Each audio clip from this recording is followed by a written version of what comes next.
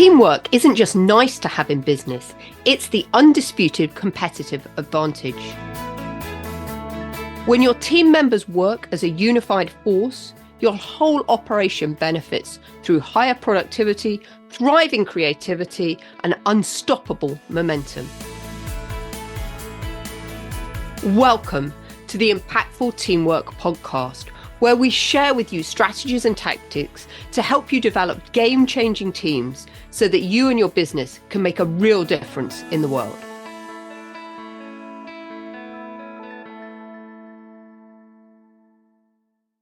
Welcome back to Impactful Teamwork. My name is Julia Felton, and I'm your host and guide for the next 20 to 25 minutes as we explore the whole concept of teams. So what is the big deal about teams, and why are teams so popular today? What's changed in our environment and in our economy that makes teaming so critical?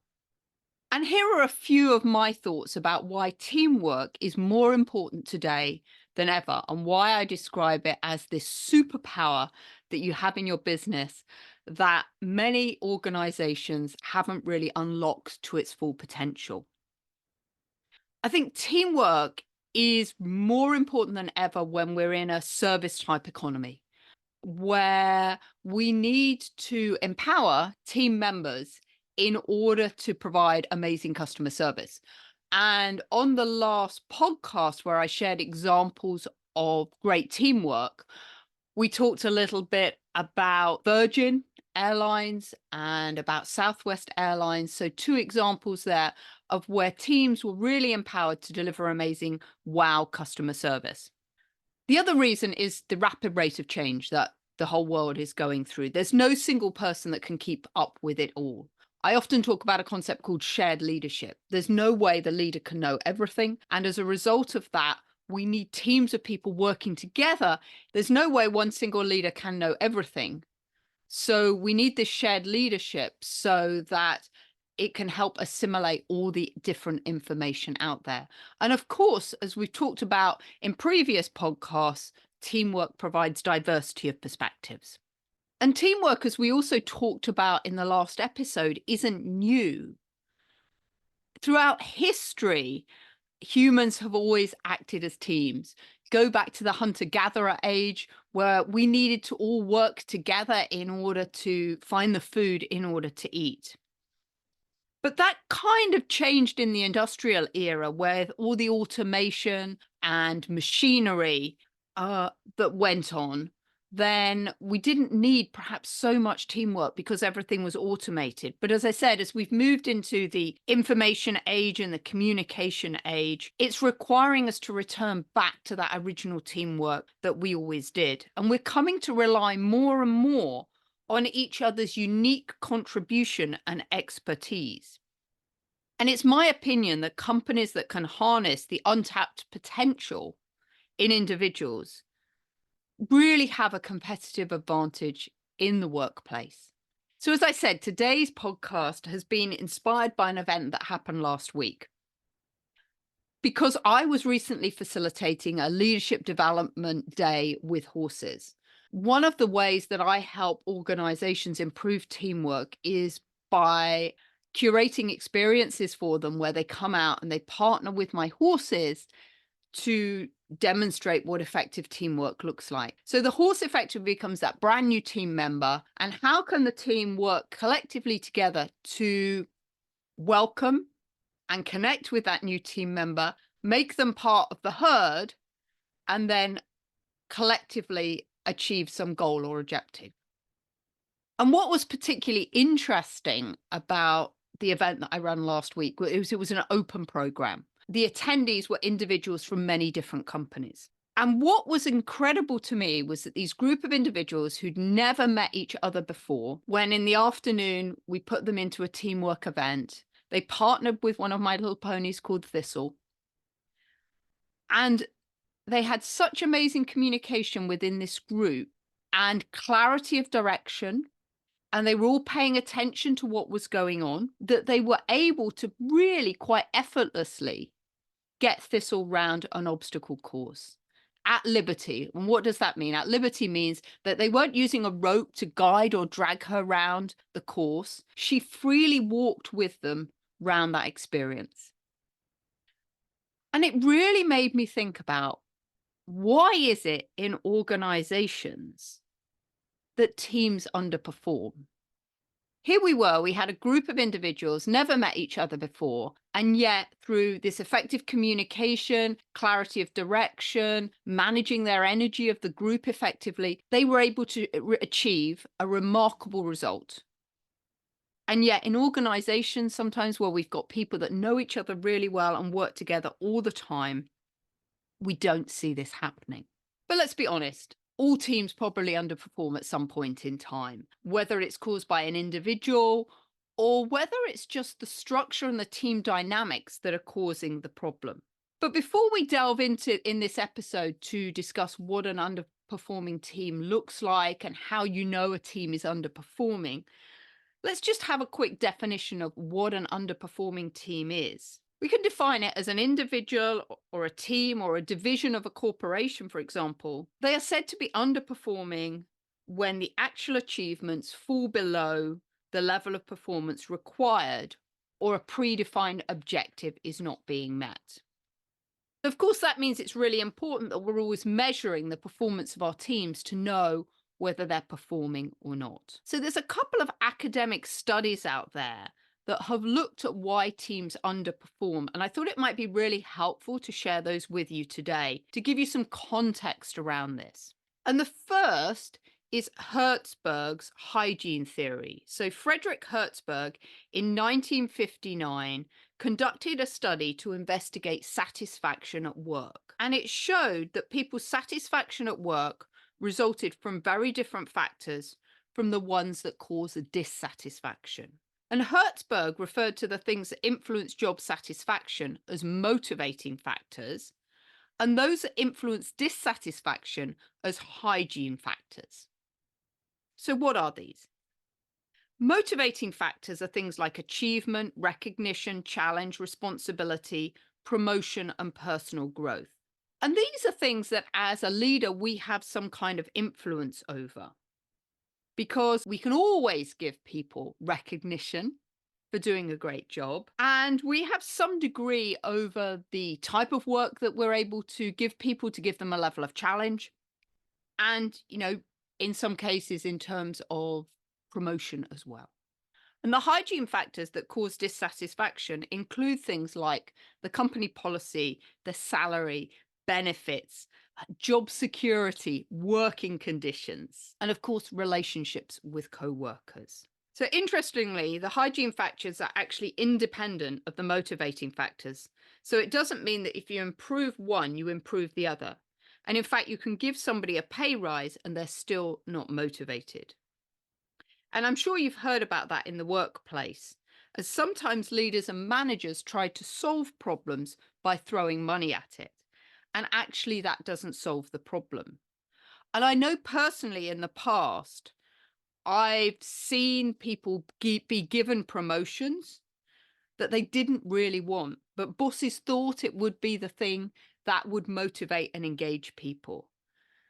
And actually, that wasn't the case at all. In fact, in some cases, the promotion was too much for somebody, that actually it became a demotivating factor for them. So it's really important as leaders that we balance these two aspects of the motivating factors and the hygiene factors.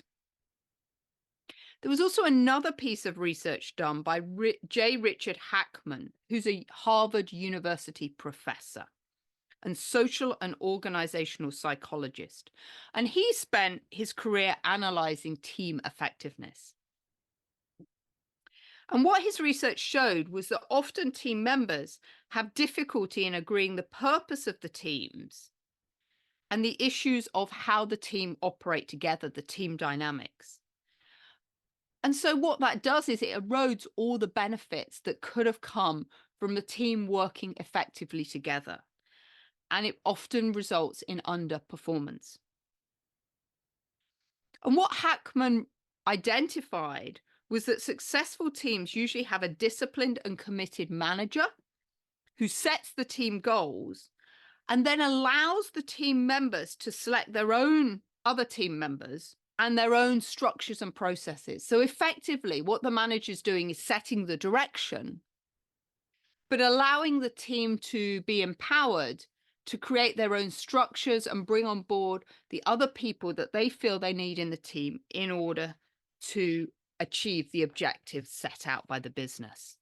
And in another podcast, I am going to be delving into how important it is for every individual within an organization to understand their role and how they contribute and what their impact is to a team. Because for me, this is fundamental to the success of any team. It's getting the right people in the team at the right time.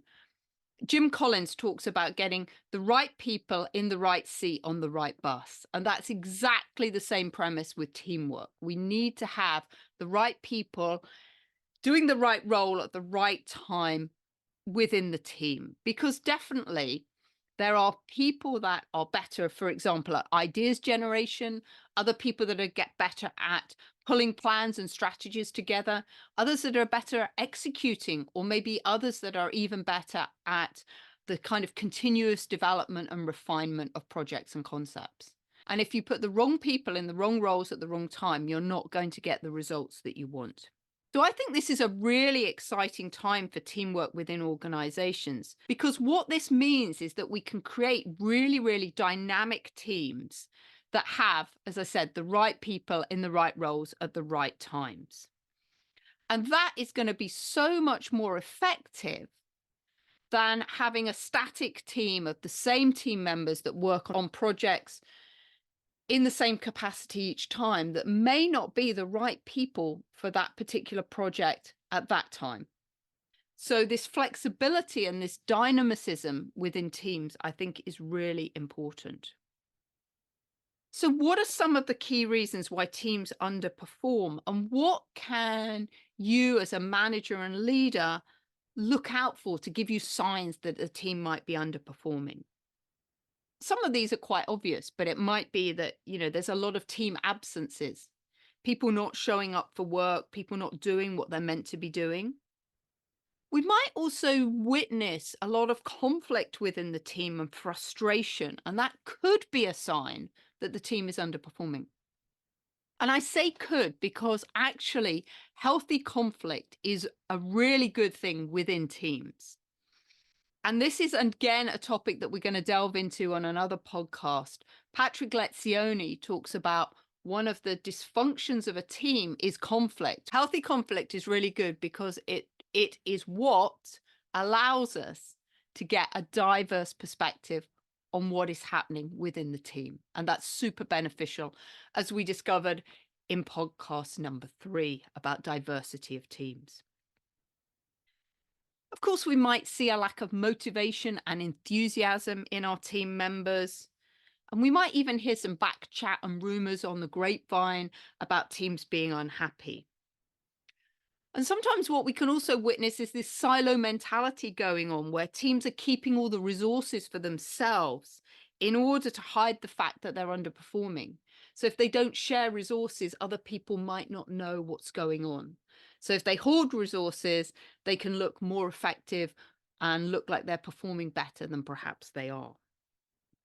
So if we were to summarize the most 5 common reasons why teams and individuals underperform, I'd say they are a lack of clarity and focus, a lack of ability, a lack of confidence, a lack of direction, and a lack of motivation.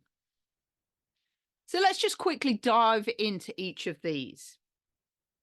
So we're going to notice a lack of clarity and focus when team members keep asking what needs to be done.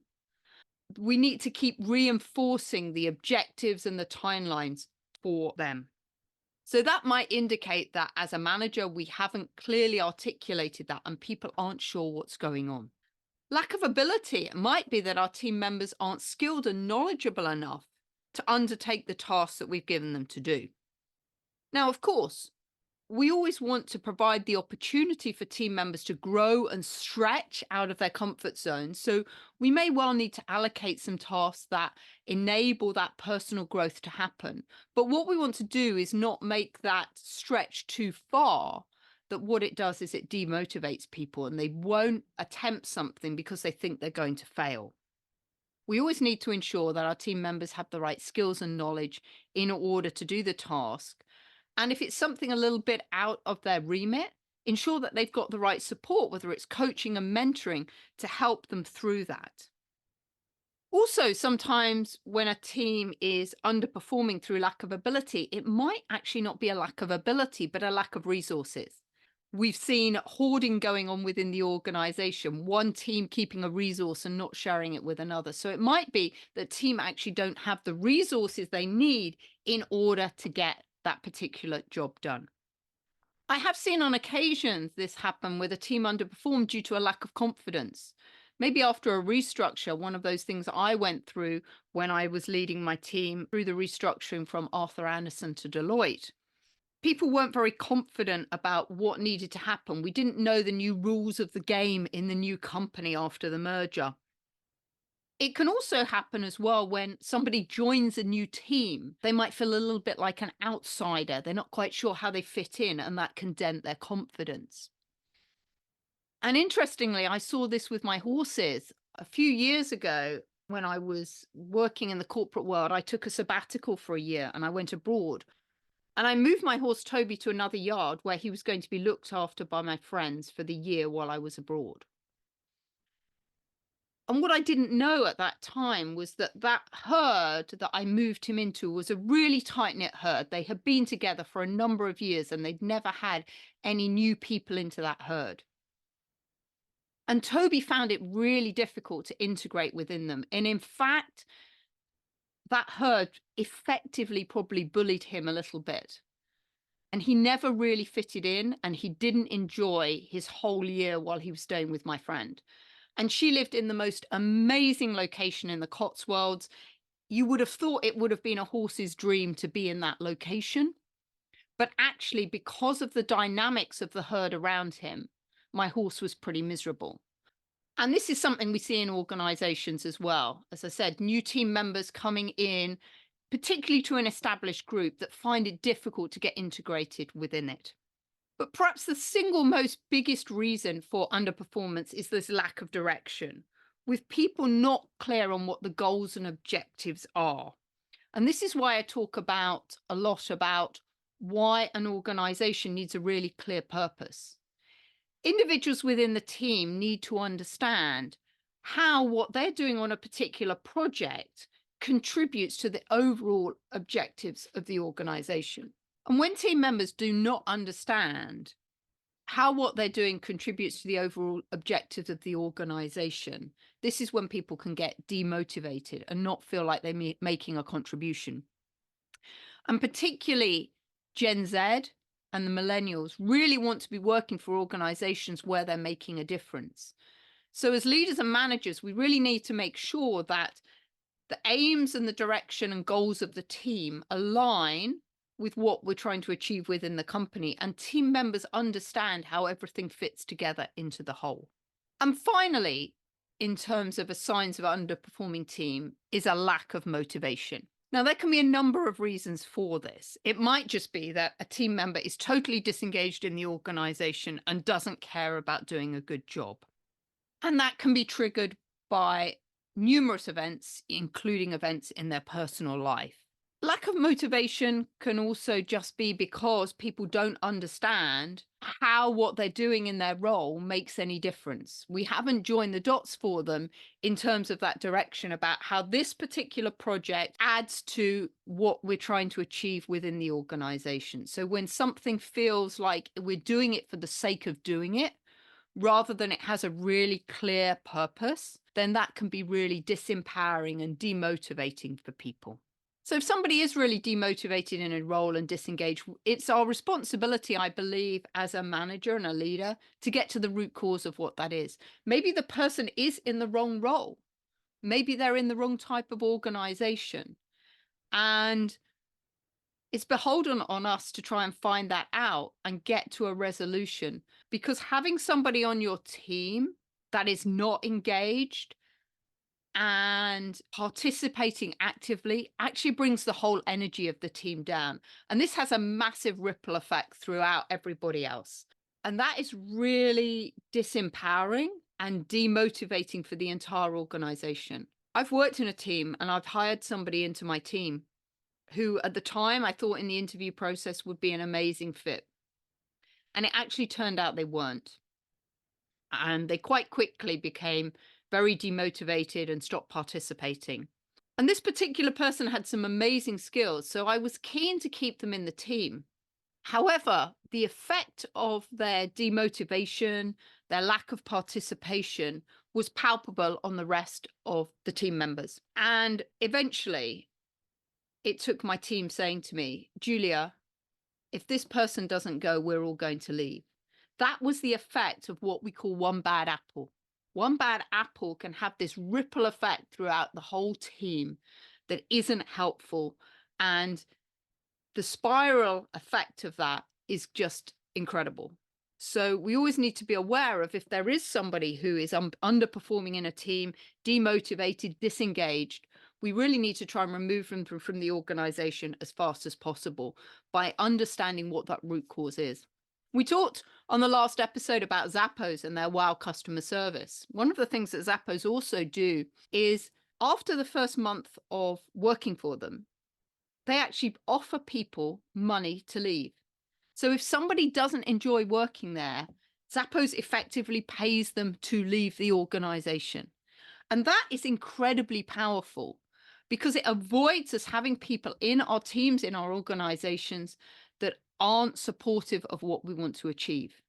Because Zappos have realized that law of the bad apple, it's not worth having that person around because of the adverse impact they're going to have on everybody else. Before we close today, there's just one other thing that I want to talk about that can also cause teams to underperform.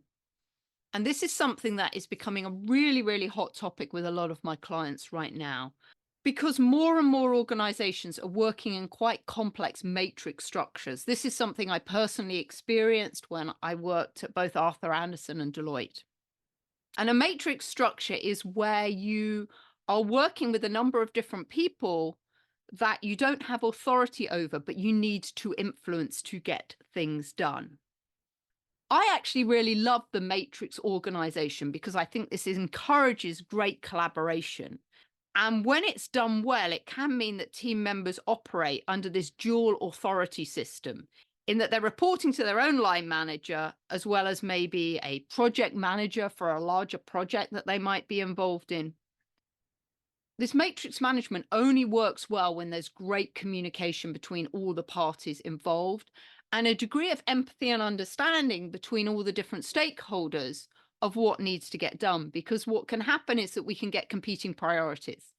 And unless there's great communication and an understanding between everybody, then that's what can cause some conflict for the team members. And then that doesn't become a great experience for them.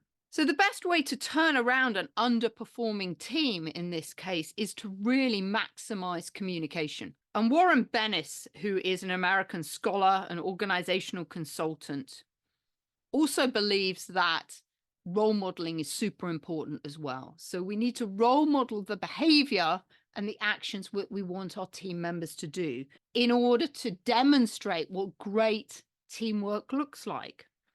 So we need to show team members that we care for them. We've got a degree of empathy and compassion. There's a lot being spoken about that in the workplace right at the moment. And our behaviors also need to help our team members understand what's important and what isn't. So that means that, according to Bennis, the 4 behaviors managers must become confident in to be good leaders is then there a management of attention, meaning, trust, and self. And I'll say this again, meaning, attention, trust, and self. And some of you might recollect that those are some of the attributes of the ABCDE model of leadership, and also what some of the attributes of an impactful leader. Because we really need to pay attention to what's going on and have an understanding of the dynamics and the environment in which we're working. We need to know the meaning. We need to know the purpose, why we're doing what we're doing. It's also important that we build trust, that we build relationships with the people that we're working with. People want to have this sense of belonging. They want to be part of a team. And one of the ways to help people feel part of the team is to have great relationships within the team. And finally, leaders need to have that leader self that we talked about in episode 1. So today we've touched on a number of different areas that can lead to a team underperforming. And we've looked at the hygiene factors and the motivation factors. We've looked at the fact that there's often signs that a team is underperforming. But in my experience, often leaders and managers want to stick their head in the sand and not really address the issue. So having this clear communication and letting people know what's expected of them in terms of that clear direction. Remember, clear direction is perhaps the number one reason why teams underperform. They don't understand what they're doing and how it fits into the bigger whole. So when we can make sure that there's clarity around those areas, then we're going to mitigate underperformance in our teams. Teamwork is just such a topic that I'm so passionate about because it can make just such a difference to how things perform in the workplace. And they are, as I've said before, this kind of superpower that can change the dynamics of how an organization operates and whether it achieves success or failure. So I'd really love to hear your thoughts on why you believe teams underperform. And what are some of the key drivers that we all need to be aware of in the workplace? And what can we do to change that going forward? Because in my view, teamwork is just going to continue to become more and more important in this VUCA world in which we live, where there is so much change happening at such a rapid rate. The only way that business is going to survive is if everyone collaborates together and works collectively to achieve success. So I really hope you found this podcast interesting. Please do reach out if you've got any comments, or indeed if you want to share with us any examples, or come on the podcast in the future and share with us what you've been doing within your organization to create high-performing teams, or indeed if you're brave enough to want to come and share the things that haven't worked, because I think there's so much value that we can all learn from when things don't quite go to plan. That's when we get massive learning opportunities. So thanks again for your time. Really hope that you have an amazing week, and we'll see you next time. Bye-bye. Thanks for listening to the Impactful Teamwork Podcast. Please stay tuned for future episodes and do subscribe wherever you get your podcasts. If you've enjoyed this episode, please leave a rating on your favorite platform. Recommendations are essential for attracting new listeners. Please follow us on social media at Julia Felton and at Business Horsepower. And if there are any topics you'd like us to cover on future episodes, please do let me know. Remember, you and your team are always making an impact. What impact will you make today?